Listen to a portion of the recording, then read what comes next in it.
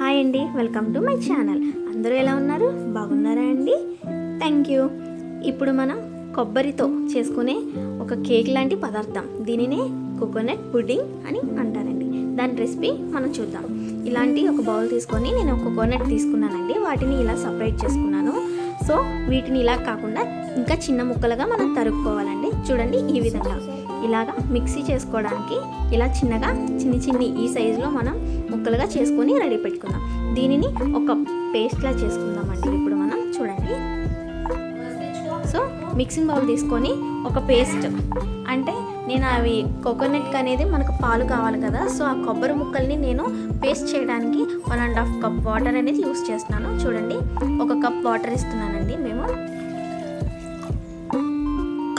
చూడండి, ఇప్పుడు 1 cup water వేసాను కదా, ఇప్పుడు 1/2 కప్ వాటర్ వేస్తాను. అలాగా, అంటే ఇది కొలత ఏం కాదండి. మనం కోకోనట్ తీసుకుంటాం కదా, మనకి ఎన్ని పాలు కావాలో ఆ మిల్క్ వచ్చే విధంగా మనం ఇలా పైన పేస్ట్లా చేసుకొని దాన్ని ఇలా ఒక వడకట్టుకునే దాని ద్వారా మనం పాలు అనేది సపరేట్ చేసుకుందామండి. నేను ఈ బౌల్లో చేస్తాను కాబట్టి డైరెక్ట్ ఈ బౌల్లో తీసేసుకుంటున్నానండి. చూడండి, ఇలా మంచిగా మిల్క్ అనేది సపరేట్ చేసుకుందామండి మనం. సో ఇప్పుడు నేను స్టవ్ ఆన్ చేసుకుంటాను. చూడండి, స్టవ్ ఆన్ చేసుకొని ఆ బౌలే నేను యూజ్ చేస్తాను కాబట్టి అదే పెట్టుకున్నాను. తర్వాత కొంతసేపు అవి మరిగిన తర్వాత వాటిలోకి నేను ఒక 4 టేబుల్ స్పూన్ షుగర్ అనేది నేను తీసి ముందు రెడీగా పెట్టుకున్నాను. సో అది నేను అందులో వేస్తాను. వేసి అలా కలుపుతూ ఆ షుగర్ అనేది కరిగే వరకు నేను కలుపుతూ ఉంటానండి. తర్వాత 4 యాలకులు తెచ్చుకొని వాటిని కూడా నేను కొంచెం ఫ్లేవర్ దిగే విధంగా చేసుకుంటాను. యాక్చువల్లీ నా దగ్గర పౌడర్ లేదండి, సో అందుకే నేను డైరెక్ట్ యాలకులే వేసుకున్నాను. అండ్ ఇందాక రెడీ పెట్టుకున్న కార్న్ఫ్లవర్ కూడా, అది కూడా వేసుకొని కొంతసేపు అలా కలుపుతూ ఉండాలి. ఖచ్చితంగా కలుపుతూనే ఉండాలండి. అది అడగట్టకుండా, ఉండలు కట్టకుండా ఖచ్చితంగా కలుపుతూనే ఉండాలి, రెస్ట్ లేకుండా. చూడండి, ఒక 2 మినిట్స్ అలా వదిలేసిన తర్వాత మళ్ళీ కలుపుతూనే ఉండాలండి. అలా కలిపిన తర్వాత చూడండి, మనకి ఇలాగా ఆ పదార్థం అనేది ఇలా చిక్కబడటం మొదలవుతుంది. ఇలా చిక్కబడిన తర్వాత మనకు చాలా మంచి స్మెల్, ఫ్లేవర్ అనేది చాలా బాగుంటే కోకోనట్తో చేసుకుని అన్నీ చాలా మంచిగా వస్తాయి. ఇప్పుడు మనం ఏం చేద్దామంటే ఒక కేక్ బౌల్ తీసుకొని దాంట్లో ఆయిల్ వేసుకొని ఆయిల్ మొత్తం స్ప్రెడ్ చేసుకుందామండి. ఈ విధంగా ఆయిల్ మొత్తం స్ప్రెడ్ చేసుకుందాం. తర్వాత ఇప్పుడు ఈ చేసిన పదార్థం ఉంది కదా, అది ఇప్పుడు కేక్ బౌల్లోని మనం వేసుకోవాలండి.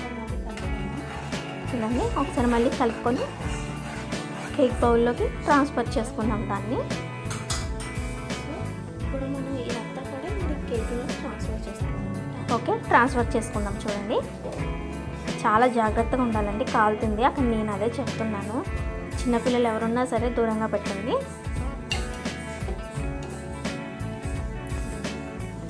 సో ఇప్పుడు ఇందులో వేసుకుందామండి. ఇది చూడండి, చాలా మంచి స్మెల్, చాలా స్వీట్గా చాలా బాగుంటుందండి. చాలా ఇష్టంగా తింటారండి పిల్లలేంటి పెద్దలేంటి అందరికీ మంచి ఫేవరెట్ స్వీట్ అవుతుంది ఇది. సో ఇలా మనం ఈ బౌల్లోకి సపరేట్ చేసుకున్న తర్వాత దీన్ని చూడండి, దీన్ని మనం ఒక ఇందులో ట్రాన్స్ఫర్ చేసుకుని సపరేట్గా, అంటే పిల్లలు ఎవరు ముట్టుకోకుండా కాలుతుంది కాబట్టి దూరంగా పెట్టాలి. అండ్ ఒక 2 అవర్స్, ఖచ్చితంగా 2 అవర్స్ చల్లారే వరకు 2 అవర్స్ అలా వదిలేసేయండి మంచిగానా. అప్పుడు కేక్లా చాలా మంచిగా వస్తుంది. చూడండి, 2 అవర్స్ తర్వాత నేను చేసింది చూడండి, అస్సలు పోవట్లేదు. నేను లిక్విడ్లో ఉన్నప్పుడు వేసాను, అది ఎంత బాగుందో. సో చూడండి, ఇలా నేను బాదంతో డెకరేట్ చేసుకున్నానండి. చాలా